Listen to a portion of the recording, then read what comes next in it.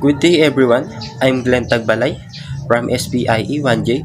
So for today's video, I'm going to explain the scientific concept of loudspeakers. What is loudspeakers or speakers?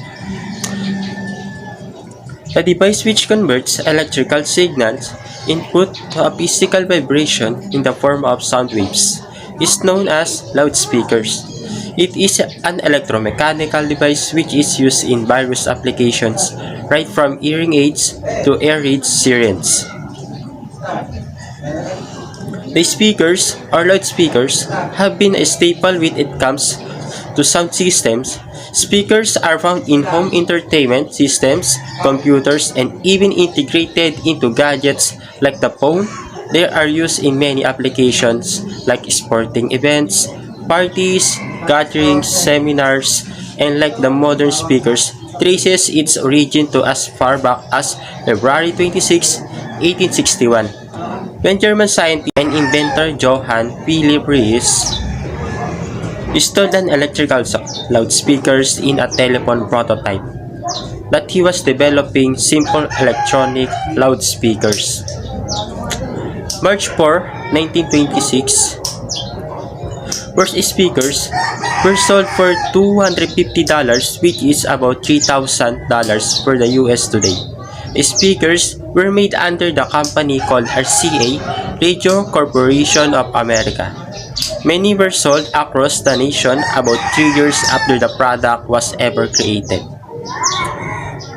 March 4, 2013, modem speakers of 21st century.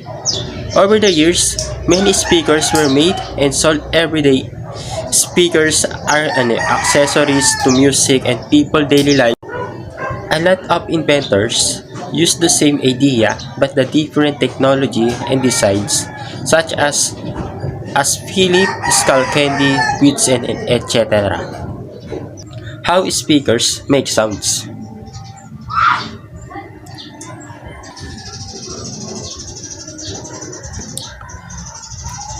The basic speakers design as a motor that drives the speaking, back and forth attached to a cone to translate this movement into a pressure waves that travel through the air. Let's look at each part in depth. The motor, a voice coil, and magnet work together to form the speaker motor. The voice coil has long section of thin copper wire wound many times around heat-resistant cylinder called the former. When the electricity flows through the copper windings, it naturally generates a surrounding magnetic fields. To focus the magnet field through the gap, an intricate electrical signals flows through the voice coil windings, causing it to move back and forth. As its magnetic fields pushes and pulls against that of the permanent magnet, this electrical current is a precise replica of the audio that was originally recorded. In fact, the entire sound is contained in these impossibly detailed signals. Cone and suspension. The cone translates voice coil movement into waves that travel through the air.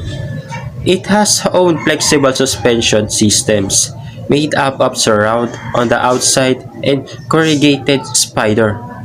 At its spider, the dust cap keeps debris and unwanted material out of sensitive internal areas.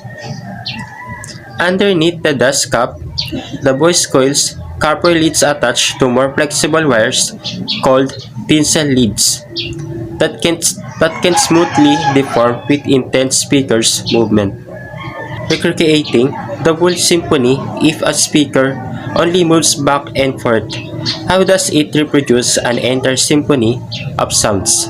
At the same time, let's look at basic sounds. Wave operation. Air is an elastic medium that it's returned to its original shapes once an acting force is removed. Speakers push and pull molecules, making ram into each other in domino effect.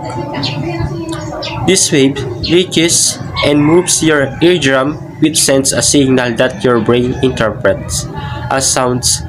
While it's often easier on paper to draw waves, a bouncy line in a reality sound waves. Are three-dimensional areas to high and low pressures. When turn up the volume, the speakers pushes harder, sending more forceful waves through the air. The sound wave pushing first is its amplitude.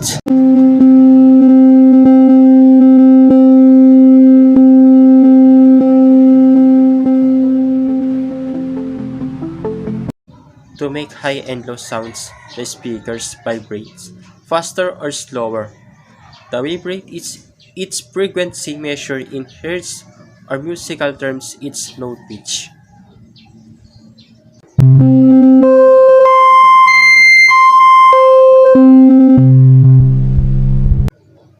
Let's proceed to the advantage and disadvantage of loudspeakers or speakers. The advantage of loudspeakers, they are available in different sizes based on the installation, locations, and applications. They are very easy to separate out from main unit where microphone is also connected. Loudspeakers are used to produce high amplitude sound waves to cover larger audience in vast regions. It is very easy to install, use and maintain without any training. And disadvantage of loudspeakers are speakers. They are bulky in size compared to normal indoor speakers. They need large space. They are prone to interference from nearby radio equipment or other radio microphones. They consume large power due to its technical specifications. Wireless speakers have range limitations. They produce very large amplitudes, sounds level which are annoying for people in the closer vicinity. There are different types of loudspeakers, with each having their respective advantage and disadvantage. This side mention are generic advantage of loudspeakers or speakers and generic disadvantage of loudspeakers and or speakers. Thank you.